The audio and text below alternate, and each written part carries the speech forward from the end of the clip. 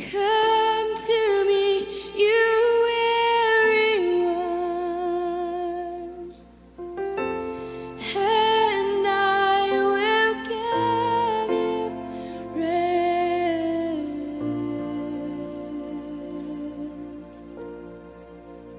I will give you rest.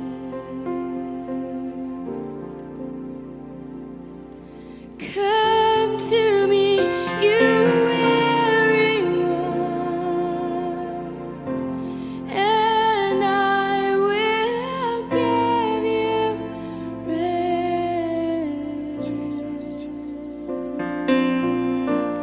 I will give you rest.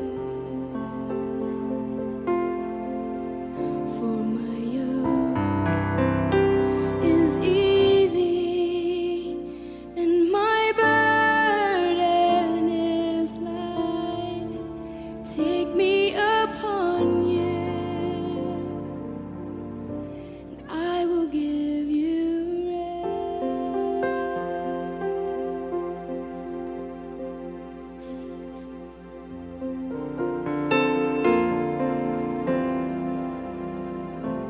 Come to me, you broken one, and I will. Pai, nós sabemos que nossas vozes foram criadas, Senhor Deus, para cantar, Senhor Pai, para proclamar, para falar a respeito, Senhor Pai, do Teu Filho amado. Davi, Senhor Pai, orando a Ti, disse que as palavras da minha boca e a meditação do meu coração sejam todas agradáveis a Ti. E, Senhor Deus, poucas coisas caracterizam mais a queda humana do que Suas palavras. Como as palavras, Senhor Pai, trazem para fora, Senhor Pai, pecado, orgulho, inveja, maledicência, reclamações, murmurações. Oh Deus, Tiago diz, Pai, que a língua é um pequeno membro, mas que pode incendiar uma floresta. Quanto mal, Senhor Pai, a língua humana, Senhor Deus, tem feito neste mundo caído. As nossas línguas agora existem, Senhor Pai, para proclamar a beleza do Teu Filho. E a nossa oração diária deve ser essa mesma de Davi, que as palavras da nossa boca e a meditação dos nossos corações sejam todas elas agradáveis a Ti. Mostrem alguma coisa da beleza, do caráter do Teu Filho amado. Nós vamos à Tua palavra, Senhor Pai, porque sabemos que só através dela nós somos santificados pelo Teu Espírito e transformados de um grau de glória a outro. Faça isso nesta noite, Deus. Todos nós aqui somos vasos de barro. E, Senhor Pai, tudo que é valioso em nós é o tesouro que está colocado dentro de nós, a obra do Seu Filho, tudo que o Seu Filho é. Que nós possamos, Senhor Pai, ter os olhos do nosso coração aberto nesta noite, para enxergarmos a altura, a largura e a profundidade do amor de Cristo, que excede a toda a capacidade do entendimento humano. Nós sabemos, Senhor Pai, que este amor e que as belezas de Cristo são como um oceano pacífico infinito, e que nós, Senhor Pai, durante todo o tempo em nossas vidas, por mais que conheçamos e prossigamos a conhecer, nós estaremos sempre na praia, Senhor Pai, em vez de estar no oceano profundo, oh Deus, de tudo que Cristo é. Mas nós queremos, Senhor Pai, estar, nós queremos, Senhor Pai, conhecer, e para isso precisamos ter os olhos do nosso coração aberto.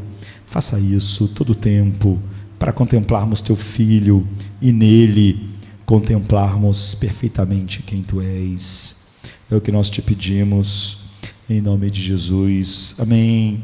Em Mateus 6, 21, Jesus diz assim: porque onde estiver o seu tesouro, ali estará também o teu coração. Em Provérbios 4, 23, diz assim: sobre tudo o que se deve guardar, guarda o teu coração, porque dele procedem as fontes da vida. Nós sabemos que Paulo orou para que Deus abrisse os olhos do coração dos efésios, para que eles vissem a riqueza da glória que eles tinham em Cristo, e para que eles conhecessem a altura, a largura, a profundidade do amor de Cristo. Então, há uma importância vital no coração. Se a verdade, além de clara, não for real para nós, ela não faz nada em nós. Os homens não obedecerão. Não basta que a verdade seja clara, não basta que a verdade seja pregada claramente, não basta conhecer as grandes doutrinas, não basta ser capaz de apontar as heresias. A verdade não pode ser só clara para nós, a verdade tem que ser real para nós. Não basta simplesmente que seja precisa e consistente. Não basta que um sermão seja preciso e consistente. Muitas pessoas acham que o pastor deve se preparar para o sermão, e o pastor faz isso. Às vezes fica 1 dia, 2 dias, 3 dias se preparando para pregar. Mas tanto o pastor quanto todos os cristãos devem se preparar para o sermão. Porque todos nós sabemos que não basta a precisão, não basta a consistência da pregação da verdade. Se ela não for real para você, ela não vai fazer nada em você. Então ela deve captar o interesse e a imaginação de cada um de vocês, de cada um de nós. Deve ser convincente e deve penetrar teu coração. Então, Mateus, por exemplo, 13, de 13 a 15, Jesus diz: porque eles vendo, não veem, e ouvindo, não ouvem, nem compreendem. E nele se cumpre a profecia do profeta Isaías, que diz: ouvindo, ouvireis, mas não compreendereis. Vendo, vereis, mas não perceberão. Não percebereis, porque o coração deste povo está endurecido. Você vê, é inútil. Jesus está dizendo, se o coração não é conquistado pela verdade, a precisão da verdade não faz nada. O leitor moderno da Bíblia quase sempre entende tudo isso errado. Eu diria que grande parte dos cristãos entendem tudo isso errado. Porque quando nós olhamos para isso, para a ideia do coração, sobre tudo que você deve guardar, guarde o teu coração, porque onde estiver o seu tesouro, aí estará o seu coração. Isso é perdido para nós hoje, porque o termo é entendido de maneira errada, porque nós deixamos a nossa cultura e a matriz contemporânea que faz você concluir o que é o coração, é a cultura, é o mundo. E nós não podemos, quando o mundo define o que é coração, eu estou fazendo isso de coração, isso vem do meu coração. Você não pode entender o que Deus está falando se você não deixar Deus definir o que é coração, ou a Bíblia. Não é? Então as pessoas, eles pensam simplesmente em emoções tênues. Nós tivemos emoções nesta noite, quando falamos o meu coração sempre dará graças a ti. Talvez você tenha sentido uma emoção, mas amanhã você vai estar reclamando. Então você, na verdade, entendeu o coração errado. Você vê, porque a ideia que nós temos de coração é qualquer emoção tênue, mas não é isso que a Bíblia define. Você vê quando ela fala que dele saem as fontes da vida. Então, a Bíblia com frequência fala de pensar com o coração. Quando Paulo diz, abre os olhos do seu coração, ele não está falando, olha, abre os olhos das suas tênues emoções. Não. A Bíblia fala de pensar com o coração. É estranho, não é? A Bíblia fala sobre agir com o coração. A Bíblia fala sobre coisas que o coração faz que não se encaixam no que a gente pensa ser mente e coração, que não se encaixa no modo como o nosso conceito moderno de coração funciona. Tampouco os gregos antigos tinham uma compreensão bíblica do coração, porque a virtude para eles era algo fundamental para os gregos, mas a virtude para eles era uma questão do espírito sobre o corpo. A virtude para eles significava que a razão e a vontade iam triunfar sobre as paixões. Então, as paixões desregradas do corpo iam ser contidas e dirigidas pela razão. É como eles entendiam. Hoje, nós continuamos a contrapor essas duas coisas, coração e mente. Nós contrapomos isso, mas nossa cultura faz isso exatamente no sentido oposto dos gregos. Os gregos diziam: nós somos o que nós somos na nossa mente. E o que os nossos sentimentos estão dizendo para nós não somos, nós controlamos com a nossa mente. Porque nós somos a nossa mente. A virtude está exatamente porque com a razão nós controlamos as emoções. As emoções são controladas assim. Agora nós, na nossa cultura, invertemos. Nós somos exatamente no lugar oposto. Nós falamos: não. Nós somos, o nosso eu são nossas emoções, nosso eu verdadeiro. Quem nós somos? Nossa cultura diz: olhe para o seu coração, olhe para o que você mais deseja. É isso que você é. Se o que você mais deseja, se o que você mais sente é isso, então você é isso. Nós levamos isso, nós esticamos isso tão grandemente, de que nós somos o que sentimos que somos, que nós começamos a dizer que se um homem acha que é uma mulher, ele é mulher. Se ele sente que ele é um homem, um gato preso no corpo de homem, então ele é um gato. Se ele sente que ele é um homem preso no corpo de uma mulher, então ele é uma mulher. Quer dizer, nós esticamos o oposto dos gregos ao ponto máximo de chegarmos a ridículos assim. Mas mesmo quando nós achamos isso ridículo, nós ainda achamos que somos o que sentimos. É por isso que tem pessoas que falam: a minha vida é assim, mas no meu coração eu amo Deus. Ele pensa: como eu tenho uma certa emoção aqui, a minha vida não tem nada, está toda em desconformidade com Deus, mas eu sou o que eu sinto. Então a visão bíblica do coração é nenhuma das alternativas anteriores. Mas eu vou dizer qual é a alternativa. É ruim em prova quando tem questão, né? E botam 5 respostas. Aí você pensa: cara, eu não sei direito isso aqui, mas eu lendo vou acabar descobrindo qual é. Mas aí eles botam isso, nenhuma das respostas anteriores. Aí você pensa: cara, agora me pegou. Agora eu não sei, agora fiquei perdido, porque vai ter uma resposta que não está aqui, não é que eu não sei. Então, a resposta bíblica para o que é coração é nenhuma das respostas anteriores. Não é nem o que os gregos pensavam, a virtude da razão controlando a paixão, e nem o que nossa cultura diz que nós somos o que sentimos, e se a razão que vá para o espaço. A razão e a biologia diz uma coisa, mas minha emoção está dizendo outra coisa. Então, eu sou o que eu sinto que eu sou. Na Bíblia, o coração é a sede da mente, a sede da vontade e a sede das emoções. Tudo isso junto, tudo isso no mesmo pacote. Coração é isso, é a sede da mente, da vontade e das minhas emoções. Então nós lemos em Gênesis 6:5 a respeito da raça humana, que diz assim: toda a imaginação dos pensamentos do seu coração era continuamente má. Você vê o pensamento do seu coração. Você vê onde ele está botando a mente? No coração. Porque quando você pensa no coração só como emoção, você não pensa que ele tem pensamentos. Não é? Então, a palavra hebraica aqui, leb, para coração, é o centro da personalidade humana. Na antropologia bíblica. Nós olhamos para o homem pela antropologia bíblica. Nós não olhamos para o homem pela antropologia humanista secular. Nós olhamos para o homem pela psicologia bíblica. Nós não olhamos para o homem pela psicologia secular. A fonte do qual se originam as vontades e o pensamento é o coração. Não é simplesmente a fonte das emoções, dos sentimentos.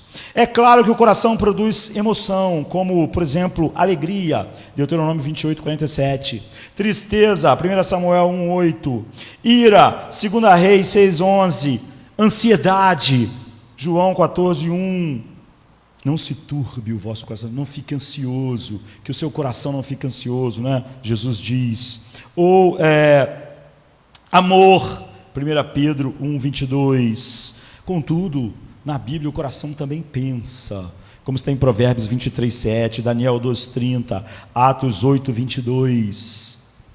E o coração tem vontade, o coração faz planos, e o coração toma decisões, como está em Provérbios 16:1 e Provérbios 16:9. O coração é a fonte de todas as nossas palavras. O que Jesus disse? Você pode dizer coisas amargas, dizer eu não sou amargo. Jesus disse, não. Suas palavras, a fonte deles não é a sua boca, não é a sua raiva, não é assim que funciona. A boca fala do que o coração está cheio. Se você fala coisas ressentidas, o seu coração está ressentido. Se você fala coisas amargas, o seu coração é amargo. É de lá que está vindo a amargura. Se você, quando o homem peca, por exemplo, Jesus diz assim, do coração do homem saem os adultérios. Não é dos seus hormônios, não. Isso é a explicação humanista secular, esquece ela. Jesus diz, da onde saem os pecados, os assassinatos, a raiva, a maledicência? Do coração, do centro da personalidade humana. Ele é a fonte de todas as nossas palavras. Mateus 12, 33 e 34, Romanos 10, 9. Fundamentalmente, o coração coloca sua confiança sempre em alguma coisa. Como está em Provérbios 3, 5. O teu coração está confiando em alguma coisa nesta noite. Sempre está. Nossos corações precisam colocar a confiança em alguma coisa. Você pode sentir uma emoção nesta noite, na hora do hino, e falar, eu confio somente em ti, Deus. Mas o seu coração vai revelar a verdade. Biblicamente, portanto, amores do coração quer dizer muito mais do que afeição emocional. Porque você pode ter tido uma afeição emocional hoje quando estava cantando, mas amores do coração na Bíblia é muito mais do que afeição emocional. O que o coração mais ama é aquilo que ele confia, a Bíblia diz. E aquilo que ele mais se dedica, como está em Provérbios 23, 26. A Bíblia não reconhece nenhum dualismo entre a cabeça e o coração, entre as palavras e o coração, porque as palavras são fruto do meditar do coração. Eu estava mencionando uma oração de Davi aqui, quando estava orando, que é exatamente o que Davi diz, que as palavras da minha boca e a meditação do meu coração sejam agradáveis a ti. Por quê? Porque a palavra da boca é a consequência da meditação do coração.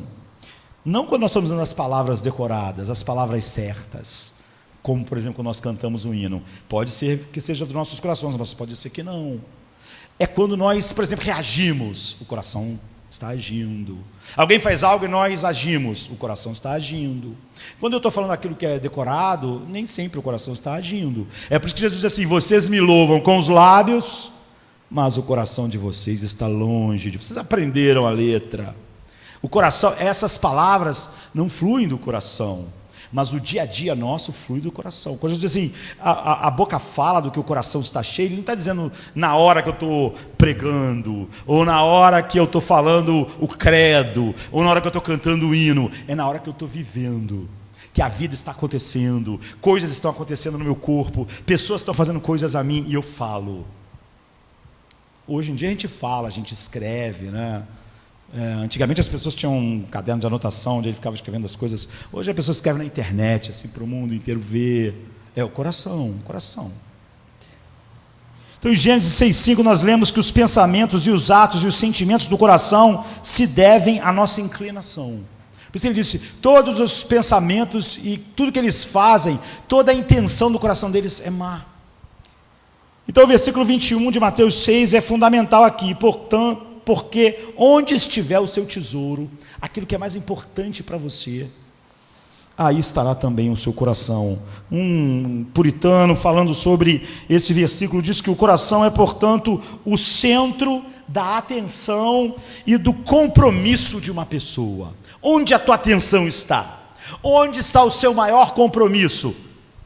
A Bíblia diz, aí está o seu coração. Aquilo que é mais valorizado e acalentado pelo seu coração. Ele diz, sutilmente, mas de modo infalível, aquilo que é valorizado e acalentado pelo seu coração, sutilmente, mas de maneira infalível, vai controlar por completo a direção dos seus valores, a direção de quem você é. Não é de espantar então que a Bíblia diga assim, que Deus ignora a aparência externa e olha para o coração, como está em 1 Samuel 16, 7, 1 Coríntios 4, 5 e Jeremias 17, 10. Também não é de se espantar então que os profetas tinham dito que a obediência a palavra de Deus e o louvor a Deus com a boca não significam nada, porque são palavras que nós podemos aprender, não são palavras que fluem do coração, porque não está controlando a nossa vida, não está controlando nossas atitudes, não está controlando todas as nossas intenções, então não está saindo do coração, como diz Isaías 29:13, Jeremias 12:2, é por isso que eles disseram que o objetivo não é mero comprometimento com a palavra, mas a mudança do coração, tendo a lei escrita no coração por meio do renascimento, como está em Jeremias 31:33. Quando Jesus diz, eu lhes darei um novo coração, você vê, ele está dizendo que vai dar um princípio que vai controlar nossas ações, nossos pensamentos, nossa maneira de agir. Não está dizendo que vai nos dar novas emoções, simplesmente, como nós imaginamos, quando Deus diz assim, eu lhes darei um novo coração, eu vou escrever minha lei no coração deles. Ele não está dizendo, ele está dizendo que ele vai colocar a lei num lugar, a palavra dele num lugar que vai controlar nossas ações. Seja o que for, que capture a confiança e o amor do coração, controla você. É o que a Bíblia diz. Por isso que ele disse, tenha cuidado, porque do coração procedem as saídas da vida. O coração diz o que a vida é. Isso vai controlar também os seus sentimentos. O que controla os seus sentimentos é o que captura o seu coração. Sabe? O coração tem raiva, amor, palavras, pensamentos. Mas por quê? Porque alguma coisa capturou a confiança do coração. E então ele controla o nosso comportamento, a nossa fala, nossas escolhas. O que o coração mais quer, a sua mente vai justificar. Você pode estar fazendo ou falando algo que é claramente contrário ao que a Bíblia diz. Mas por que a sua mente justifica? Porque aquilo é o que o teu coração está dizendo. O coração controla a nossa mente. Nós fazemos uma coisa que ele chama justificar. Diz assim, não saia da sua boca nenhuma palavra que não produza edificação nos irmãos. Por que nós podemos falar palavras que não edificam e estamos achando que estamos corretos? Porque nosso coração está sendo controlado por uma paixão, por uma coisa que ele se apegou. Então agora ele está controlando a mente. O que o coração mais quer, a mente acha lógico, acha justo. As emoções acham delicioso, elas começam a se deliciar naquilo que o coração, que capturou a atenção do coração, e aquilo que o coração quer, e a tua vontade vai ser movida. Você vai achar factível. É muito importante, portanto, que a verdade toque o coração nesta noite, todos os dias da nossa vida, porque ele precisa parar de confiar e de amar outras coisas que não seja Deus, porque senão essas coisas vão nos controlar, vão decidir como pensamos, e vão decidir o que queremos e vai nos dar força para agir de acordo, e não a verdade. Por isso que a verdade, a precisão bíblica não é suficiente. O que torna a pessoa o que elas são é a ordem dos seus amores no coração. O que elas mais amam, até chegar àquilo que está em último lugar, e isso é mais fundamental para quem você é do que o que você sabe. Você pode saber muito sobre as doutrinas bíblicas, mas são os seus amores que vão decidir, por fim, a vida que você vive. Nossos amores mostram aquilo no que você crê. Você pode dizer assim, eu creio nisso, mas seus amores vão dizer se é verdade ou mentira, se você crê no que diz ou não. Eu creio que Cristo Jesus é o príncipe da paz. Então, vamos ver como o coração vai agir em relação a isso. É como o coração vai agir em relação a essa verdade que vai dizer se você realmente crê que Ele é o príncipe da paz. Não você dizer que crê nisso. As pessoas, portanto, mudam, não quando mudam simplesmente seu pensamento. Mudar o pensamento, essa é a verdade. Não muda ninguém, não muda ninguém. Quantas pessoas são o que elas são depois de anos e anos sabendo a verdade? Ouvindo, sei lá, Calvino pregar em Genebra. Nem todo mundo em Genebra se modificou por causa da precisão teológica de Calvino. Não. As pessoas, portanto, elas mudam quando mudam não só o seu pensamento, do erro para a verdade, mas quando seus corações são mudados. Por isso que ele disse, eu lhes darei um novo coração. Mas quando mudam o objeto do seu maior amor, o objeto do seu maior amor vai mudar todas as coisas. Só saber a verdade não. Deus pode dizer assim: olha, sexo ilícito é pecado, você sabe, tua mente sabe, você até se esforça, mas o que o seu coração mais ama vai controlar você. Essa mudança requer nada menos do que mudar de pensamentos. Muda, mas a mudança no coração muda os pensamentos e muda mais um monte de coisa, porque o coração é o centro disso. Portanto, o objetivo de cada sermão não pode ser apenas tornar a verdade clara e compreensível para a mente, para a gente fazer uma prova amanhã de teologia. A pregação da palavra deve tornar cativante a palavra de Deus, torná-la real para os nossos corações. Quando a Bíblia diz que Deus abriu o coração de Lídia para entender, o que a Bíblia está dizendo é que Deus tornou real para Lídia a verdade. É por isso que tudo muda.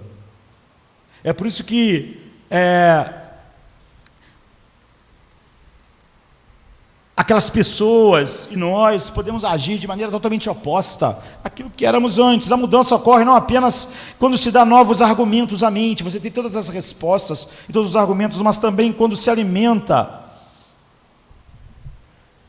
e produz imaginação, e produz beleza, que produz gozo, que produz alegria. Então você vê, o coração está envolvido. E uma das contribuições mais duradouras de Jonathan Edwards é a psicologia da alma, encontrada na sua obra As Afeições Santas, ou Afeições Religiosas. Em vez de ele aceitar essa divisão ocidental típica, que controla nossa cultura de vontade em oposição às emoções, e portanto a divisão da alma em três partes: pensamento, sentimento e vontade, Jonathan Edwards postula essas duas faculdades apenas, e ele diz que a primeira faculdade da alma é a compreensão, que é a nossa, ele diz, capacidade de perceber e de julgar a natureza das coisas. E a segunda parte da alma, ele chama de inclinação. Isto é, ele diz, gostar ou não gostar, amar ou rejeitar o que nós percebemos, o que nós vemos. Então, Jonathan Edwards chama de inclinação de vontade, quando está envolvida em ação de coração. Ou seja, a inclinação é a tua vontade quando o teu coração foi inclinado, quando o coração detecta uma beleza que ele quer, uma beleza que ele deseja. Então, a sua vontade é movida. As afeições são o que Jonathan Edwards chama de exercícios mais vigorosos e sensíveis dessa faculdade da alma. Então, na Bíblia, elas são chamadas de fruto do Espírito, essas afeições: amor, alegria, zelo, gratidão, humildade. O que ele está dizendo? Essas afeições, é claro, estão cheias de emoções. Você vê, estamos falando de amor, alegria, paz, emoções, mas não são iguais às emoções. As afeições são a inclinação da pessoa toda ao perceber a beleza e a excelência de algum objeto. Você, a afeição está produzindo emoções. A afeição na alma. Quando o nosso coração se inclina para o objeto de amor, ele nos impele a adquirir aquele objeto, a proteger aquele objeto. Pode ser uma pessoa, uma coisa, uma posição. Quando o nosso coração se inclina para aquele objeto de amor, na mesma hora o coração nos impele a adquirir aquilo. Tem que ter isso, senão eu não vou ser feliz. Ou então eu vou proteger isso. É por isso que tem pessoas que são assim, elas estão ouvindo a verdade sobre todos os assuntos da Bíblia, elas concordam com todos, elas defendem todos. Aí, por exemplo, chega num determinado assunto, não, ela não concorda. Por quê? Porque agora chegou aonde o coração estava. Ela estava concordando com tudo. Agora sobre casamento ela já não concorda. Sobre sexo ela não concorda. Sobre dinheiro ela não concorda. Concordava com tudo. Sobre dinheiro ela não concorda. Por quê? Porque é ali. É o objeto. As emoções podem ser causadas, então, por uma série de estímulos físicos e psicológicos, que não raro são fugazes. que resultam em pouca ou nenhuma mudança de comportamento. Ou seja, num culto como esse, em que nós cantamos o que cantamos, podem ter havido estímulos físicos e psicológicos que produziram emoções em você, uma sensação agradável quando você falou: oh Deus, eu te amo. Oh, Jesus viveu e morreu por mim. Você pode ter sentido sensações emocionais que são uma mudança fugaz, mas que não vai trazer nenhuma mudança de comportamento. Isso não é uma afeição. Quer dizer, o fruto do Espírito é produzido, são afeições, mas essas emoções não são afeições.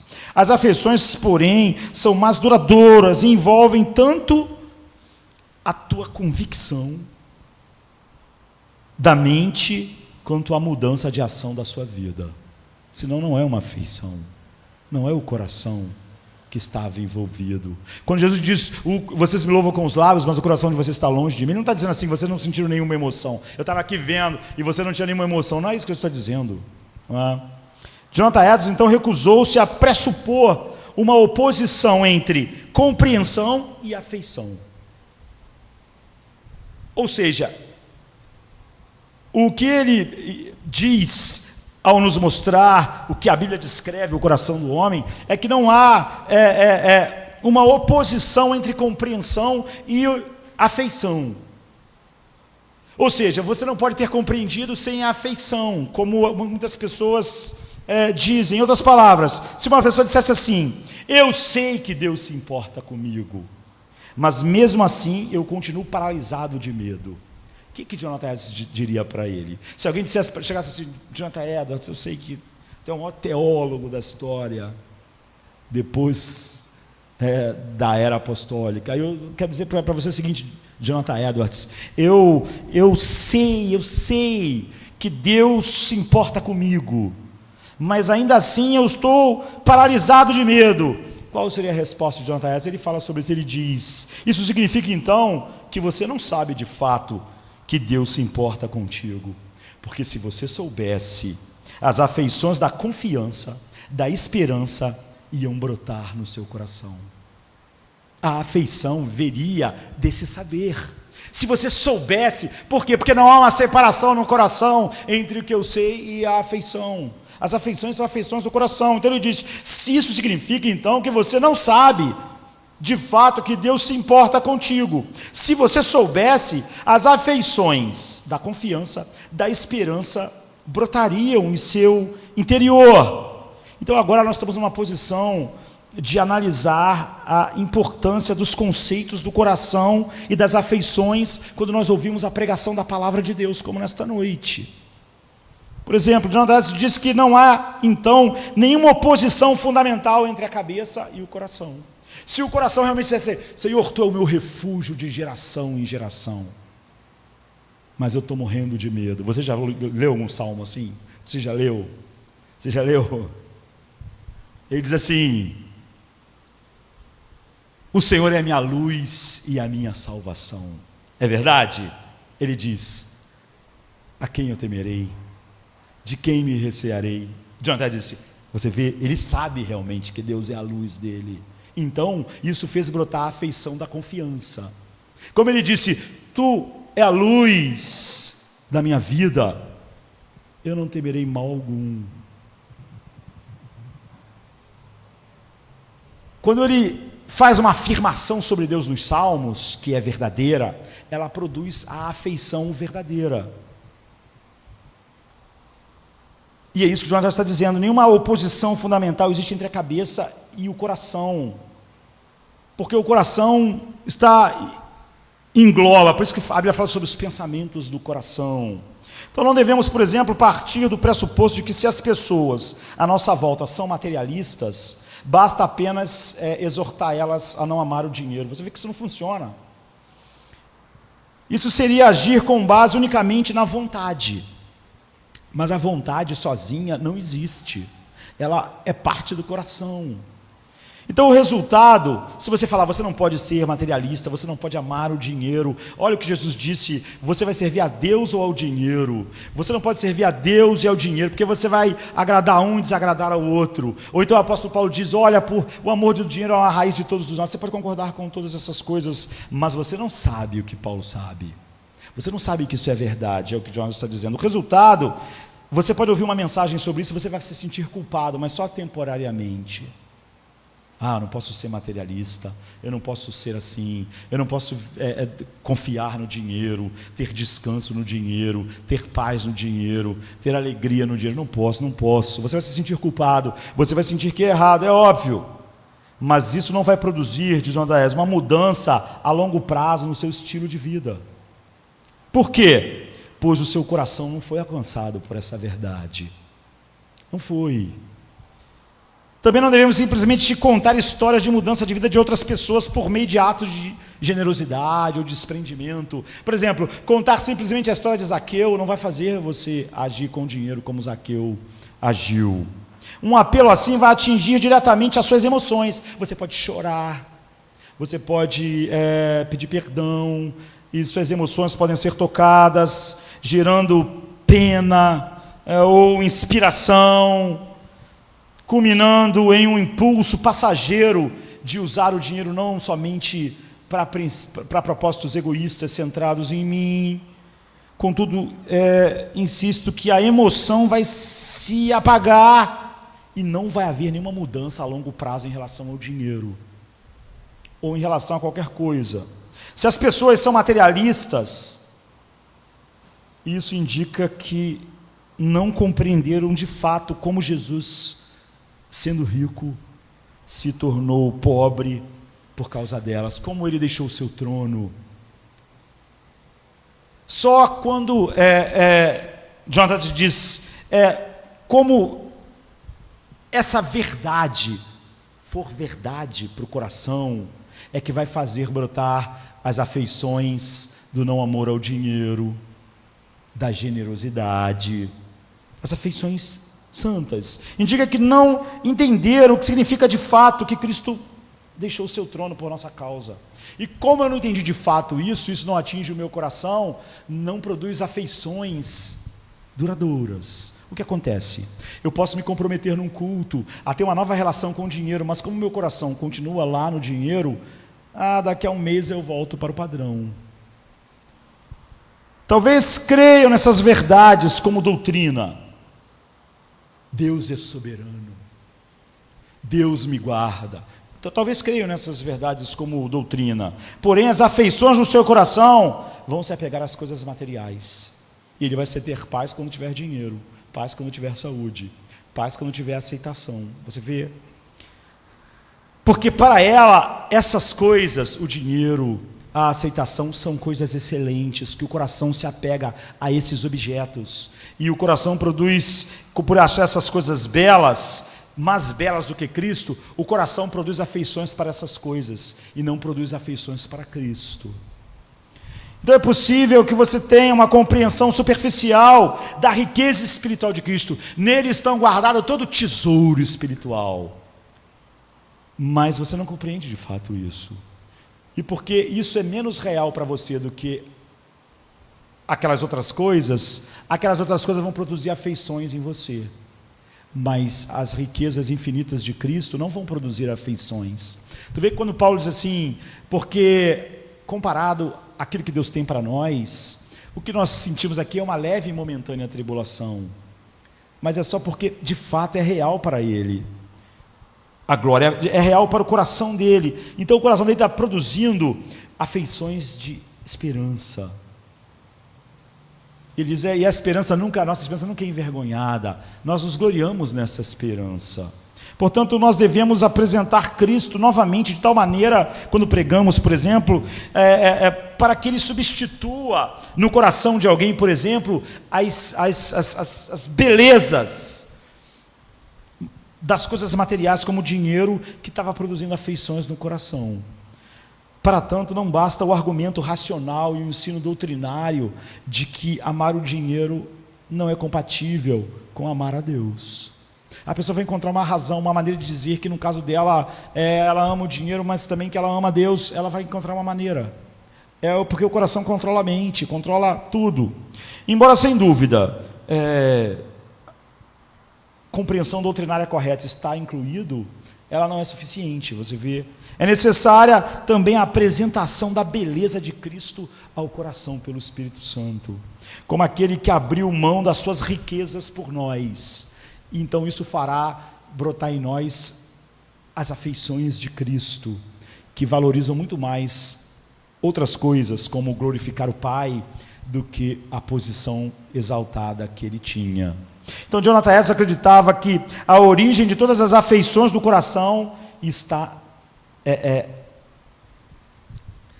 na origem que está nós podemos chamar de a excelência. Isso é aquilo que é apreciado e em que se pode descansar pelo que ele é. A excelência de algo é aquilo que você aprecia e descansa pelo que aquilo é. Então ele definiu um cristão nominal como alguém que vê utilidade em Cristo, para que por meio dele ele tenha aquelas coisas que o coração dele acha excelente, mas o coração dele mesmo não acha Jesus a coisa mais excelente que existe. Ao passo que um cristão verdadeiro, Jonathan diz, é alguém para quem Cristo é belo pelo que ele é em si mesmo. Então, talvez em sua melhor discussão sobre essa dinâmica, Jonathan Edwards diz assim: Deus capacitou a mente do homem para que ele tivesse um duplo conhecimento do bem. O primeiro de caráter meramente conceitual, e o outro que diz respeito à sensibilidade do coração quando, por exemplo, ele se deixa tocar pelo prazer e pelo deleite na presença do conceito. No primeiro, dá-se apenas a compreensão em contraste com a disposição da alma. Portanto, há uma diferença entre ter uma opinião de que Deus é santo e gracioso e ter uma percepção do amor e da beleza, da santidade e da graça de Deus. Há uma diferença entre ter uma opinião racional de que o mel é doce e ter uma percepção da doçura do mel. Ele está dizendo o seguinte: você pode ter uma percepção de que Deus ter uma opinião, Deus é santo, Deus é amor, Deus é gracioso, ele diz, e ao mesmo tempo não ter uma percepção desse amor e dessa beleza. Como você pode ter um conceito racional que o mel é doce, mas não ter uma percepção da doçura do mel? Então ele continua: há uma diferença entre ter uma opinião racional de que o mel é doce e ter a percepção da sua doçura. Um homem pode ter a primeira e, portanto, não sabe que gosto tem o mel. No entanto, um homem não pode ter a segunda a menos que tenha uma ideia do gosto do mel na sua mente. Ou seja, ele não pode saber que o mel é doce se na mente dele a palavra doce não tem significado. Mas ele pode ter o significado do que é doce na sua mente sem experimentar essa doçura do mel. Então há muitos anos, por exemplo, eu conheci, há muitos anos eu estava conversando com alguém que estava passando por problemas, alguém ainda jovem, adolescente, uma menina, e ela tinha cerca de 16, 17 anos, e ela estava desanimada, triste, a ponto, ela estava deprimida, ela estava em depressão, não é? Como hoje quase toda tristeza é depressão. E é óbvio, quando você conversa com alguém assim, eu tentei animá-la, mas houve um momento, tentei animá-la com a verdade de Deus, né?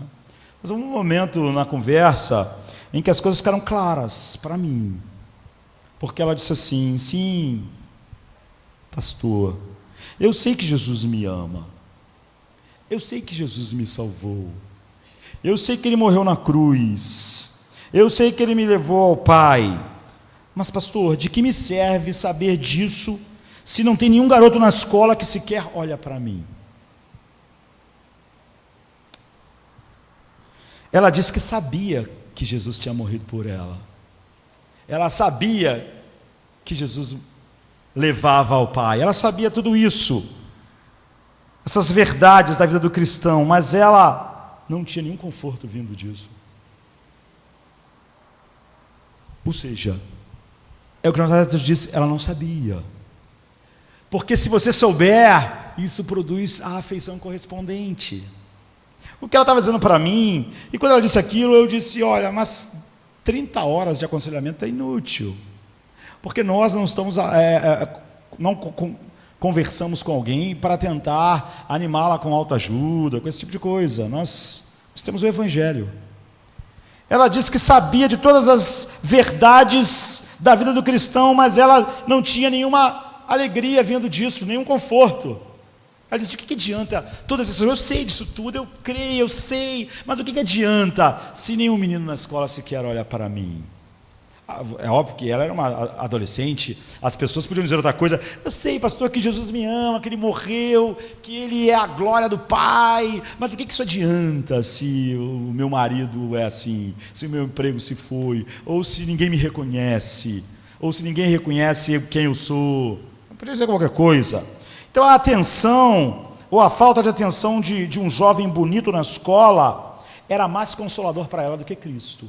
Ela diz, se um jovem olhasse para mim, eu ia me sentir bem, eu ia me sentir feliz, mas o Senhor está dizendo para mim que Cristo deixou o seu trono, mas isso não faz eu me sentir bem.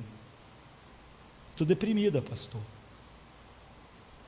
Se um jovem na escola olhasse para mim, eu ia sentir paz, ia me sentir alegre, ia me sentir alguém, mas o Senhor está me dizendo que Jesus faz isso, mas é verdade, eu sei. Mas um jovem, se olhasse para mim, um rapaz, ia produzir as afeições da paz, da alegria, mas eu sei que isso é verdade, mas Jesus, mas eu não encontro nada consolador nisso, nada vivificante. Um jovem olhando para mim, seria importante para a minha alegria, ia produzir alegria em mim, ia produzir autoestima, mas você está dizendo que Jesus morreu, ressuscitou, me leva ao Pai, mas isso não produz alegria, nem uma autoestima, nem nada em mim. Jonathan diz, ela não sabe. Você vê, o coração dela não contempla Cristo, era impossível, porque sempre aquilo que o coração contempla gera afeições. Você vê, o coração dela confia de que se ela for amada por um jovem, ela vai ter alegria, porque de fato o coração dela está nisso. E como ela não é amada por nenhum jovem, então ela está triste e deprimida. E se ela fosse amada, ela ia sentir alegria. Você vê quando o coração realmente crê numa coisa e coloca naquele objeto o seu interesse, produz afeições nele. Estava produzindo nela tristeza e depressão, e produziria alegria e felicidade se um jovem finalmente, a falta desse jovem que a admirasse e a amasse, estava produzindo tristeza e depressão, e a presença desse jovem ia produzir alegria. Por isso ela disse para mim, pastor, eu sei que Jesus morreu, eu sei que Ele é a coisa mais preciosa, eu sei que nele estão todos os tesouros de Deus, mas o que adianta isso se nenhum jovem olha para mim, sequer no colégio? Por isso, muitas vezes, o aconselhamento é inútil. Muitas vezes. Isso mostra bem como funciona o nosso coração. Jonathan Edwards diria para aquela jovem, se não tivesse sido eu a aconselhar ela, e sido Jonathan Edwards, ele ia dizer que aquela jovem tinha uma opinião de que Jesus a amava, tinha uma opinião de que Jesus era maravilhoso, mas ela não sabia que Ele era maravilhoso, ela não sabia que Ele amava. O amor de Cristo era um conceito abstrato para ela, e por ser um conceito abstrato, não produzia afeições. Enquanto que o amor, aquela coisa, era real para o seu coração, porque o amor de um jovem era real para ela, e Cristo não era. Essa foi a realidade que se apoderou da imaginação, por isso que ele disse que sempre a realidade do coração se apodera da nossa imaginação. O que acontece? Quando uma coisa é real para nós, Jonathan está dizendo, como o coração é do coração que flui nossa imaginação, nós começamos a pensar, se o Joãozinho, Francisquinho olhar para mim, se ele se declarar para mim amanhã, vai ser maravilhoso. Toda a minha tristeza, todo pranto se tornará em riso, toda tristeza se tornará em gozo. mas Jesus, eu sei, mas meu pranto não se transforma em gozo. Então, em Efésios 3, Paulo ora pelos seus leitores, exatamente por causa disso. Ele diz que Cristo habite pela fé nos vossos corações, que Ele seja o objeto que o coração de vocês tem, finalmente. E vos seja possível, então, compreender esse amor. Você vê, não saber de maneira abstrata, o amor de Cristo que excede a todo entendimento, para que vocês sejam o quê? O que vai acontecer? Se vocês souberem, se vocês compreenderem o amor de Cristo, vocês vão ser preenchidos com a sua plenitude. Eu conheço esse amor, pastor, mas não sou cheio da sua plenitude. Jonathan vai dizer para você, você não conhece. Porque a afeição do seu coração, o seu coração vai começar a produzir afeições de satisfação, de plenitude, de poder, de capacitação. Então Paulo estava aqui se dirigindo aos cristãos. Em outra parte ele disse que se você é cristão, Cristo já habita em seu coração e você conhece o amor de Deus e atingiu a plenitude de vida. Ele está dizendo isso porque se você diz que é cristão, isso deve ser uma verdade, não é? E essa verdade, ela vai se expandir em nós, não é completa. Porque aquilo que é objetivamente verdadeiro no cristão não é verdadeiro plenamente, não é? Lá onde isso deve se desenvolver. Por isso que ele ora para que eles sejam fortalecidos no homem interior, em seu coração, para compreenderem o amor de Deus mais, para serem cada vez mais preenchidos da plenitude, para que essas afeições sejam produzidas cada vez mais. Paulo então ora exatamente pelo que você deveria estar buscando todas as vezes que você ouve a palavra de Deus. Todas as vezes que você ora, que as palavras da minha boca e a meditação do meu coração sejam agradáveis a ti. Porque o que agrada a Deus? Porque elas são centradas em Cristo. Há muitas coisas que alguém dito cristão sabe, mas não sabe de verdade. Essa menina que estava falando isso, pastor, eu sei de tudo isso, mas o que adianta se ninguém sequer olha para mim, para produzir alegria, conforto e autoestima? Ela dizia que era cristã, mas ela não que conhecia a verdade, mas ela não sabia nada sobre a verdade. O cristão sabe, ela sabia, eu diria, em parte, mas ela não compreendeu com o coração, por isso não havia nenhuma afeição sendo produzida.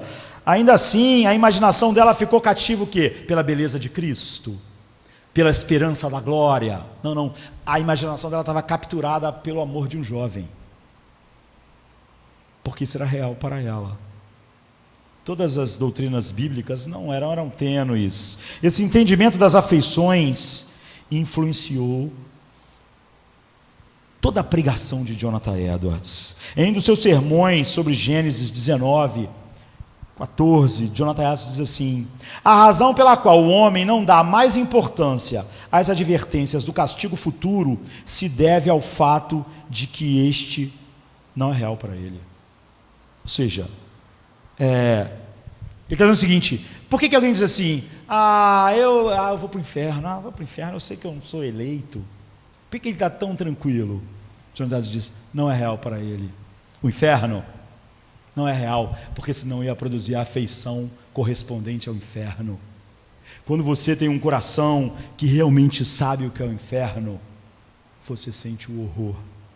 E por causa disso, quando você sabe em seu coração de que você foi livre dele e transportado para o reino do Filho do seu amor, isso produz no seu coração o quê? Alegria, gozo, paz. Nunca, Jonathan diz, e isso é o que acontece, eu já tive a experiência com pessoas assim várias vezes, nunca acredite em alguém que diz para você assim, pastor, eu acho que eu não sou eleito, eu vou para o inferno mesmo.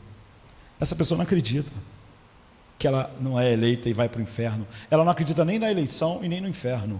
É por isso que ela está tranquila ao dizer isso. Você vê, não há uma afeição, o inferno não é real para ela, nem a eleição. Bote essa pessoa na frente de uma fornalha ou de um abismo e diz, vou te jogar lá embaixo.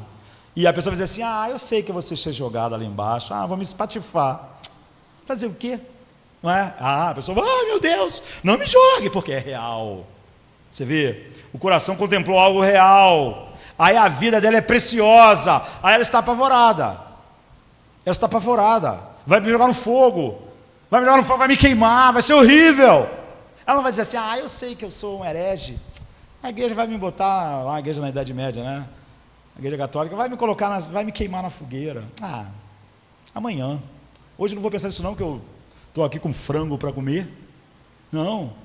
A pessoa está diante da fogueira, ela está apavorada, porque é real. Jonathan diz, a razão pela qual o homem não dá mais importância a essas advertências sobre o castigo eterno e o castigo futuro se deve ao fato de que isso não é real para ele.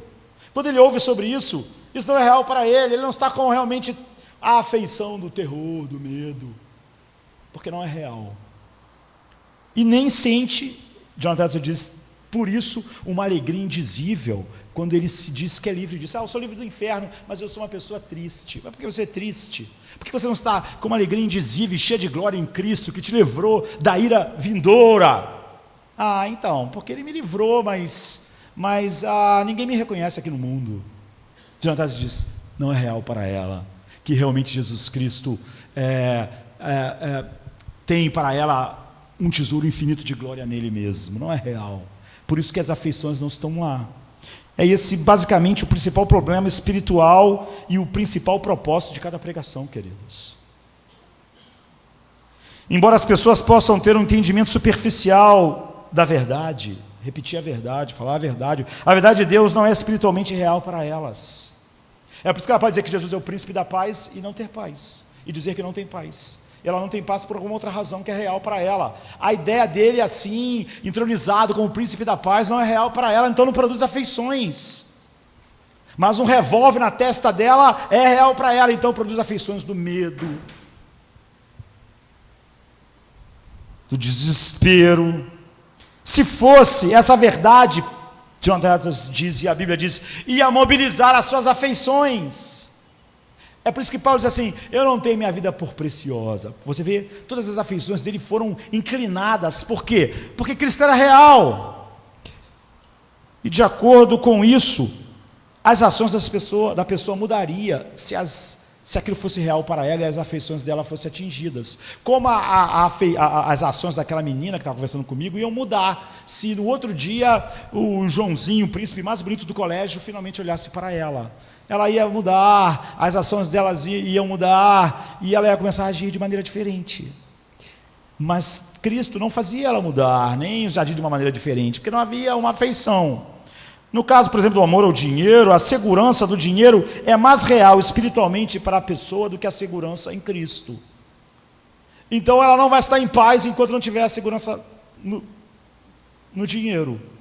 Ela vai dizer, não, Cristo é a segurança. Mas então por que você está inseguro? Não, por causa do dinheiro. Você vê, ela não sabe. Jonathan diz, se ela soubesse que Cristo é a sua segurança, então ela estaria segura.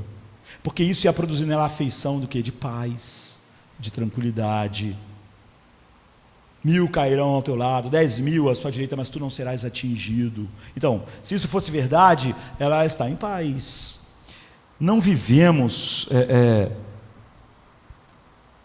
como devemos, não só porque sabemos o que fazer e não fazemos, é o que a Bíblia diz, mas porque aquilo que pensamos saber não é real em nosso coração.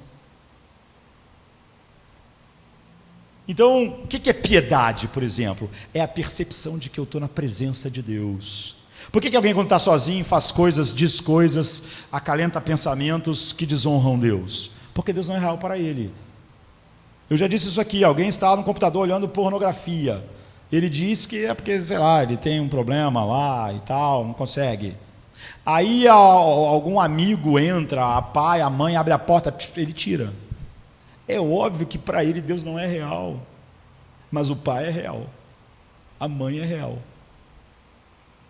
E ele se sente envergonhado de olhar pornografia, e o pai vê, e a mãe vê, e o amigo vê, e o irmão vê, mas ele não estava se sentindo, sabendo que Deus via. Por quê? Porque ele não sente vergonha diante de Deus? Porque Deus não é real para ele igual as pessoas. É por isso que Jesus disse: vocês não podem, como vocês poderiam crer se vocês buscam a glória dos homens? A glória dos homens é real para vocês, a minha glória não é real para vocês. Vocês sempre vão atrás da glória que é real para o coração de vocês. Vocês sempre vão abraçar. Então há duas maneiras pelas quais um moralista prático pode tentar substituir no coração do homem o seu amor pelo mundo. E nós estávamos vendo isso um pouco na quinta-feira. Ou por uma demonstração da vaidade do mundo, para que seu coração seja persuadido simplesmente a evitar sua estima por algo que não é digno. Você pensar assim: olha, isso não é digno de mim. Por exemplo, o cara tirou pornografia porque aquela pessoa vai ter uma ideia. Que ideia essa pessoa vai ter de mim? Vou parar com isso, eu vou abandonar isso. Ou por uma demonstração de vaidade do mundo, para que o coração seja persuadido simplesmente a evitar por isso. Ou, em segundo lugar, pela manifestação de outro objeto que cative o seu coração mais do que aquele objeto. É óbvio que alguém que contempla a pornografia, a pessoa está tendo afeições prazerosas vindo daquilo. A única maneira dele vencer aquilo é ele ter um outro objeto que lhe dê afeições mais prazerosas. Só saber que aquilo é ruim, errado, não pode livrá-lo daquilo realmente. Para que o coração seja persuadido não a renunciar a algo, porque o coração não pode renunciar às suas afeições. Ele tem que ter um outro objeto que gere outras afeições. Então, meu propósito é mostrar que, com base na constituição da nossa natureza, esse é o propósito da Bíblia, o primeiro método é totalmente incapaz. Por isso que muitas coisas que as pessoas pregam são inúteis. Por isso que o legalismo é inútil. Por isso que simplesmente pregar a lei é inútil. Porque é incapaz e ineficiente. Porque você está dizendo para a pessoa o que é errado, mas a afeição do coração dela está em outra coisa. Ela sempre para por um tempo. Como eu estou fazendo na quinta-feira, o que acontece? Aquilo é como uma represa. O cara faz uma represa com aquelas afeições e a represa vai enchendo. Ele fica um mês sem fazer aquilo, ele fica um mês e meio, ele está cada vez ficando mais cheio. Tem uma hora que a represa arrebenta, porque o objeto da afeição dele não mudou. Ele não encontrou alguém ou algo que produza uma afeição melhor, maior. Ele pode, por exemplo, se esforçar e não tentar viver descansando no dinheiro, mas a afeição dele está no dinheiro. E ele vai ficando, aos poucos, à medida que isso vai sendo feito, cada vez ansioso, até que a represa se rompe. Tudo isso significa, portanto, que a nossa leitura bíblica não quer apenas vermos, não quer apenas obtermos aprendizado, doutrina, como nós temos visto, nós temos que ver a glória de Deus e desfrutar Deus com os nossos corações. Isso produz afeições. E as afeições controlam nossas ações. E essas ações externas o que a santificação é. Ou seja, é a manifestação externa dessa mudança interior das minhas afeições. Nós lemos a Bíblia, sempre lemos a Bíblia para nos deleitar em Cristo. E é isso que vai nos mudar. Nós não lemos a Bíblia para saber o que é certo e errado, nós já sabemos. Tudo que temos visto a respeito de ser transformado, nós temos visto na Bíblia. Mas a glória em toda a criação, em toda a motivação, flui daquilo que capturou o coração.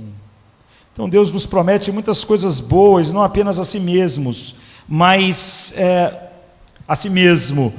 Mas tudo isso, se não está em nosso coração, não é real para nós, não tem poder para mover as nossas ações. Então, nós devemos ler a Bíblia para vermos e nos deleitarmos na glória de Deus. E quando isso acontece, quando isso é real para nós, e nos gloriamos na esperança da glória de Deus, então nossa imaginação é capturada por essa verdade, e começa a ser produzida em nossos corações afeições, que na verdade são fruto do Espírito. E de fato o que temos visto é que a glória de Deus é a única causa dessa realidade, a beleza dele. quando ela capturou o coração, quando ela é real, você nunca vai dizer, tá bom, eu estou vendo a glória de Deus na face de Cristo, mas se eu não tenho isso, como é que eu vou ter paz? Isso acabou, porque é óbvio que você não está vendo, não é? Então há milhares de coisas que apontam para isso. Eu na quinta-feira terminei de meditar em 2 Coríntios contando a história da transformação de Agostinho, como eu acho que ela captura perfeitamente essa visão do que é o coração e de como as afeições, o que são as afeições do coração, pela definição bíblica do que é o coração, quando a verdade é real para nós e quando não é para o coração, como sempre aquilo que é o objeto real para o coração produz afeições nele. E quando a pessoa diz, eu sei que Jesus é a fonte de alegria, mas eu estou sem alegria, então ela não sabe, porque se ela soubesse, se fosse real, a afeição da alegria seria produzida no coração. Então eu estava contando aos irmãos que Agostinho, que viveu de 354 a 430 depois de Cristo, ele conta, não é, as suas confissões, que ele foi completamente escravizado por pecados sexuais durante a sua vida inteira. Era uma paixão avassaladora por pecados sexuais. Então, por exemplo, ele teve uma concubina durante 15 anos, e você vê, ele disse isso até 31 anos. Ele conta a sua adolescência toda, a sua juventude toda. Ele disse que era completamente dirigido por essas paixões e pecados sexuais. E eu estava contando aos irmãos que um dia, ele conta, ele estava num jardim em Milão, na Itália, e ele disse, naquele dia tudo mudou. Não é que Agostinho não conhecia a verdade, a mãe dele era cristã, Mônica, e a mãe dele orava por ele durante anos, ele mesmo conta. Talvez a gente deva, todos nós aqui nesta noite, muito às orações de Mônica, não é? Porque nós sabemos que, através de Agostinho, Deus trouxe uma visão profunda do Evangelho, que domina aquilo que é o conhecimento da verdade de Deus. Por exemplo, Agostinho é a pessoa que Calvino mais cita nas Institutas. Lutero também. Porque tudo que a Reforma fez foi só trazer as grandes verdades que Agostinho naqueles dias trouxe, lutando contra Pelágio, falando sobre a soberania de Deus, sobre todas as coisas que até antes mesmo Agostinho não conhecia. Então, ele tinha ele diz, até 31 anos, a mãe dele chorava por ele em oração, e ele até faz uma afirmação forte. Eu falei que Agostinho diz assim, a minha mãe chorava com mais desespero por mim do que uma mãe que tinha perdido o seu filho. Ele está dizendo o seguinte, quando eu vi as mães chorando no cemitério por enterrar seus filhos, a minha mãe, eu via nela um choro, uma tristeza maior ao orar por mim, por eu ser quem eu era, do que uma mãe quando vai enterrar um filho. Para ela eu estava morto, e ela me via morto. Isso era tão trágico para ela, que era mais trágico do que uma mãe perder o filho que morreu. Se eu morresse, mas estivesse em Cristo, então minha mãe não estaria tão como ela estava a orar por mim, por eu não ter nenhuma relação verdadeira assim com Cristo. Então o Agostinho diz assim, eu fazia a mim mesmo essas perguntas, enquanto chorava amargamente em meu coração, quando de repente ouvi a voz de uma criança que entoava uma canção numa casa vizinha. Se era a voz de um menino ou de uma menina, não consigo dizer, mas vez após vez ela cantava o coro, o refrão que dizia, pegue e lê, pegue e lê. Diante disso eu estava tão desesperado. Ele estava falando sobre essa compreensão dele, que ele era totalmente guiado, dirigido por aquelas paixões e perversões sexuais. Diante disso, levantei os olhos, pensando seriamente se aquilo era algum tipo de jogo que as crianças costumavam cantar, mas não posso me lembrar de ter ouvido aquilo antes. Então eu cessei minha torrente de lágrimas e me levantei, dizendo a mim mesmo que eu ia fazer aquilo, eu ia pegar e ia ler, não é? que aquilo chegou a mim naquele momento de desespero como uma ordem divina para que eu abrisse a Escritura e lesse. E assim eu voltei depressa ao lugar em que estava Alípio, que era um amigo, em que Alípio estava sentado, pois quando me levantara para afastar-me um pouco, porque ele ia chorar e tal, havia deixado ali o livro, a Bíblia, que continha, não era a Bíblia inteira, o livro que continha as epístolas de Paulo. Eu o peguei e abri e li em silêncio a primeira passagem em que meus olhos caíram, e dizia assim: não em orgias e bebedices, não em impudicícias e indissoluções, não em contendas e ciúmes, mas revestivos do Senhor Jesus Cristo, e nada disponhais para a carne no tocante às suas paixões. Não tive desejo de ler mais, nem necessidade de fazer isso, porque num instante, quando cheguei ao final da sentença do apóstolo Paulo, foi como se a luz da confiança inundasse meu coração, e todas as trevas de dúvidas se dissiparam para sempre. Ele diz: todas as trevas que eu vivi e que me faziam, que a depravação sexual cativava o meu coração, então se dissiparam. E Agostinho, com a palavra de Deus, não estava dizendo isso aqui nas suas confissões, baseado superficialmente em mera coincidência, por ter lido um texto que falava exatamente sobre pecado sexual. E nós sabemos que o que Agostinho está contando não eram meras emoções daquele dia. Emoções, como eu disse, podem ser geradas num culto, mas se Jesus não é real para o nosso coração, as emoções passam amanhã. Para Agostinho aqui, não é isso que aconteceu nesse dia. Ele não está dizendo que ele leu, sentiu uma emoção e pensou: graças a Deus, Deus é bom. Não. Nós sabemos que isso foi o que Jonathan Edwards está ensinando, que Cristo foi apresentado como objeto no coração de Agostinho, porque o que aconteceu? O efeito daquilo foi duradouro e para sempre na vida de Agostinho. Agostinho não vai daqui a 3 anos dizer: agora eu voltei, os pecados sexuais, daqui a mais um tempo, os pecados sexuais. Não, isso teve um efeito duradouro.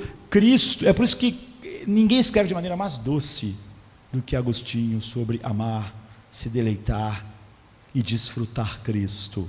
Ninguém escreveu de maneira mais poética, mais profunda. E ele nos diz posteriormente que começou naquele momento e continuou pelo resto da sua vida. Você vê, não porque agora ele estava simplesmente tentando não resistir às paixões sexuais, mas ele encontrou um objeto mais lindo e deleitoso para o seu coração. Não quer dizer que nunca mais houve tentações na vida de Agostinho, mas as tentações bateram no muro do deleite em Cristo. Ele diz assim: quão agradável foi para mim ser livre daquelas alegrias fúteis que antes eu temia perder. Ele diz que sempre que a mãe dele orava por ele, falava a verdade, ele ficava assim: isso é verdade, eu quero. Mas ao mesmo tempo o coração dele pensava: mas eu vou perder. Isso cativava a mente dele. O que eu vou perder? Ele disse: aquelas alegrias, as afeições que o coração produzia, ele pensava: não posso perder isso. Como é que eu vou viver sem isso? Aí ele até tentava, mas aí não dava.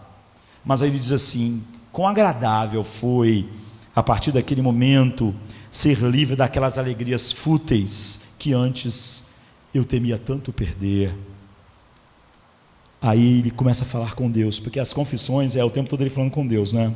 Ele diz: tu as removeste de mim, tu que és a alegria verdadeira e soberana. Você vê, ele está dizendo: aquelas alegrias fúteis só foram embora porque tu passou a ser a alegria soberana no meu coração.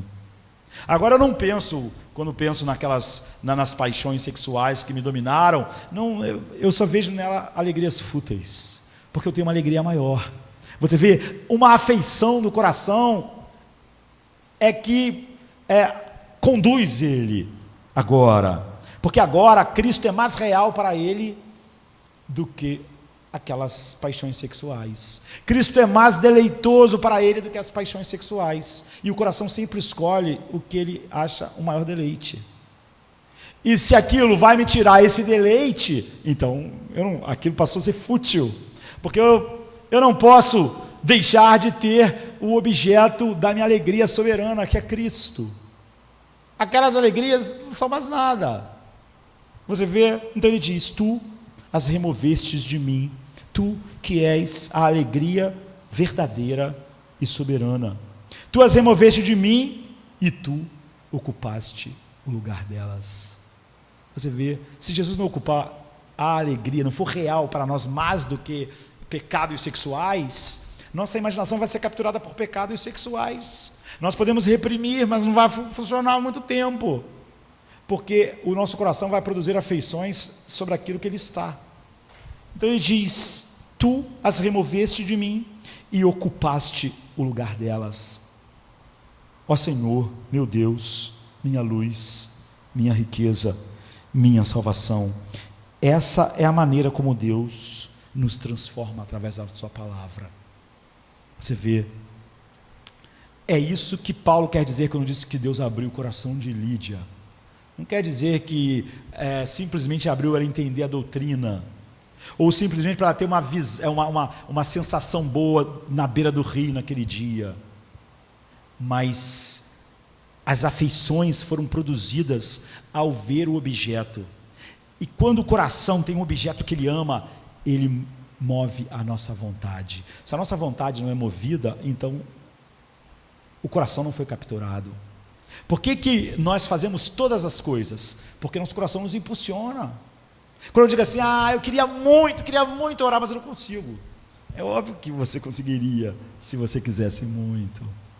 Porque o que o coração quer, ele produz a vontade e impulsiona. É por isso que quando o coração é escravizado, Lutero chama da escravidão da vontade. Se o coração ama as trevas, você nunca vai dizer assim: eu amo tantas trevas, mas eu nem peco. Por que você não peca? Porque é tão cansativo pecar, dá muito trabalho, dá muito problema. A Bíblia diz: não, vocês amaram as trevas. E quando você ama as trevas, o que acontece? O coração foi capturado pelas trevas, pelo pecado, e produziu afeições como amor pelas trevas. E o que faz? Faz o homem levantar todo dia para pecar. Cristo é visto e provado, Agostinho diz, como minha luz, como minha riqueza, como minha salvação. Não como aquela menina que disse: Jesus é minha luz, Ele é minha riqueza, é minha salvação. Mas o que isso adianta se nenhum menino olha para mim? É óbvio que os meninos eram reais para ela, e Jesus não era. E nessa visão, a alegria soberana remove as alegrias fúteis. Você vê que com uma distância de 1.300 anos, Agostinho e Jonathan Edwards estão falando a mesma coisa. Porque simplesmente eles estão falando sobre a antropologia bíblica, estão falando sobre a psicologia bíblica, como a alma é, como o coração é, como ele funciona. E contemplando a glória do Senhor pela palavra, Agostinho então foi mudado de um grau de glória para outro grau de glória. Cada vez ele via mais beleza em Cristo, mais deleite, mais paz, mais alegria. Por isso que Paulo está falando para os Efésios: eu oro para que vocês vejam mais, para que os olhos do coração de vocês sejam mais abertos, para vocês verem a largura, a altura, para que vocês sejam cheios da plenitude de Deus. Ele não diz para que vocês vejam, para que talvez vocês sejam cheios da plenitude. Não, se vocês verem, vocês vão ser cheios da plenitude, porque ver Ele é ser capturado pela sua beleza, pelo seu poder, e isso vai mover a sua vontade, isso vai impulsionar a sua vida, vai gerar não só o saber que o mel é doce, vocês vão sentir que o mel é doce. Vocês não vão saber que Deus é gracioso, vocês não vão saber que Deus tem graça, que Deus é amor, vocês vão experimentar o amor de Deus que excede a todo entendimento. Vocês não vão saber que Cristo é a paz de Deus que excede todo entendimento vai guardar os vossos corações. A glória de Deus emana da sua palavra, da Escritura, então, para todos aqueles que têm olhos para ver, é uma luz divina, sobrenatural, que permeia todo o testemunho inspirado da Escritura, E não há verdadeiro ver sem deleite. Porque quando você vê algo real, o coração reage com nojo ou com alegria. Você, quando vê uma comida horrorosa, você reage. Quando algo é real, produz afeições. Quando você vê alguém tendo uma atitude horrível, você reage. Quando você vê algo amável, o seu coração reage. É isso, porque é real para você. Mas Jesus disse que muitas pessoas vendo, não veem. Em Mateus 13:13. O verdadeiro ver percebe a glória de Deus como bela, preciosa, satisfatória e um tesouro supremo. Ela nunca vai dizer, tá certo, ele tem esse valor infinito como príncipe da paz, mas o que adianta isso se eu não tenho isso? Então eu não tenho paz. Então ele não sabe, ele não vê Jesus como príncipe da paz. Ver Jesus assim é um milagre, e vem do Senhor o Espírito Santo, como diz 2 Coríntios 3:18. Então a gente considera que este ver e esse desfrutar são profundamente transformadores, porque o coração controla a vontade, a imaginação. Então, contemplando como por espelho a glória do Senhor, somos transformados de glória em glória. Você vê que quando você tem a antropologia bíblica e você tem a psicologia bíblica, então você consegue entender o que é o coração. E tudo muda quando você lê Mateus 6:21, que diz: porque onde estiver o seu tesouro, aí estará o seu coração. Se o seu coração não está em Cristo, ele não é o nosso tesouro. Quando alguém diz para mim, se eu tivesse aquilo, eu ia ter paz, mas eu sei que Cristo é maravilhoso, é um tesouro, mas o que isso vai fazer para mim, pastor, se eu estou com esse problema? Então eu já sei, Cristo não é o tesouro. O que essa pessoa precisa de Cristo é como um tesouro. Ou se a pessoa dissesse o que Agostinho dizia antes de 31 anos, eu sei que Jesus é todo prazer, mas como é que eu vou viver sem esses prazeres sexuais aqui? Então ele não sabia que Jesus era todo prazer. Ele diz, Deus, quando tu me revelou-se a mim, eu olhei para todas aquelas alegrias fúteis, e elas se tornaram fúteis, porque tu ocupou o lugar delas como minha alegria. Tu se tornou real, mais real para mim do que aqueles prazeres sexuais do pecado. Então você vai entender, quando você vê como a Bíblia descreve, como Jonathan Edwards foi o maior, eu diria, psicólogo que o mundo viu. Os puritanos são ótimos nisso, mas ele é o melhor de todos. Quando Provérbios 4:23 diz, sobre tudo o que se deve guardar, guarda o teu coração, porque dele procedem as fontes da tua vida. Vamos ficar de pé, vamos orar. Pai, o salmista no Salmo 119 diz, abra os olhos do meu coração para eu contemplar as maravilhas da tua lei. Nós sabemos que as pessoas podem dizer que a tua palavra é maravilhosa, todos nós podemos dizer, mas Senhor Pai, se o coração, Senhor Pai, não vê elas como maravilhosas, nós vamos ouvir, ser guiados, e vai nos colocar em ação o humanismo secular, a opinião do homem, as nossas próprias opiniões controladas por um coração que é controlado por objetos de amor que não és tu. Então, Senhor Pai, que todos nós possamos, Senhor Deus, realmente, Deus, ser homens e mulheres com novos corações. Que nós possamos entender profundamente o que teu filho disse quando tomou o cálice e disse, esse é o cálice da nova aliança, o cálice que vai dar um novo coração, para gerar as afeições corretas sobre a palavra, porque a tua palavra se torna mais real para nós do que o mundo à nossa volta. Se a tua palavra diz, não temas porque eu estou contigo, então o nosso coração realmente sabe que tu estás conosco, então nós não tememos. Então nós descansamos, porque as afeições do descanso e da paz são produzidas pela certeza de que tu estás conosco. Faça isso, Deus. Faça cada uma das palavras desse livro real para todos os que estão aqui nesta noite. Porque, Senhor Pai, se essas palavras forem mais reais para nós do que o mundo inteiro à nossa volta, então, Senhor Pai, nós vamos poder dizer que realmente não somos guiados por vista, porque aquilo que se vê é temporário e transitório, mas aquilo que não se vê é eterno. E se os nossos corações se repousarem nisso, nós, Senhor Pai, somos os homens mais estáveis do mundo. Somos realmente homens que conhecem a Tua paz, Teu amor, a Tua graça, a Tua misericórdia. E cada uma dessas coisas é doce para nós, porque nós não falamos disso como ideias abstratas, paz, alegria, amor, mas não como mel na mente, será como mel na língua, onde nós sentimos a doçura do mel.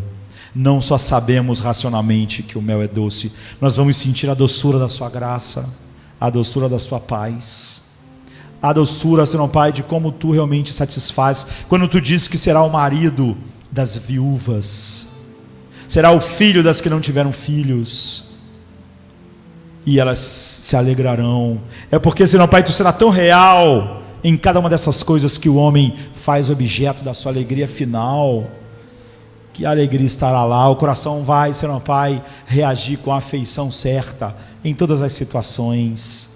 Quando aquelas coisas que muitas delas são boas em si mesmas, contanto que não sejam, Senhor Pai, aquilo no qual nossos corações estão, se forem, nossos corações estarão descansando onde eles sempre descansaram, se alegrando onde eles sempre se alegraram, tendo paz onde eles sempre tiveram. Afeições, Deus, afeições profundas, que controlam nossas ações, nossas escolhas, nosso dia após dia, até chegar, Senhor Pai, o momento em que nós vamos contemplar aquilo que nossos corações tanto amaram e viram, com olhos que não são os olhos da nossa face, e então nós veremos a face do Seu Filho, o amor da nossa alma, e então seremos glorificados para sempre. Que, Senhor Pai, possamos ser impulsionados momento a momento por esses novos corações que têm novos deleites, novos prazeres, novas afeições, porque para nossos corações, dados por Ti, comprado por Cristo na cruz, a beleza do Teu Filho, a realidade de quem Tu és nele para nós é mais real do que o mundo inteiro. Nós Te pedimos essa bênção sobre todos nós que estamos aqui presentes, ou sobre todos os que ouvem a Tua palavra nesta noite, em nome de Jesus. Come to me, you weary one, and I will give you rest.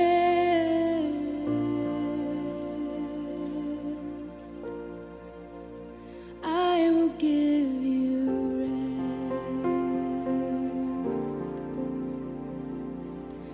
Come to me, you weary ones, and I will give you rest.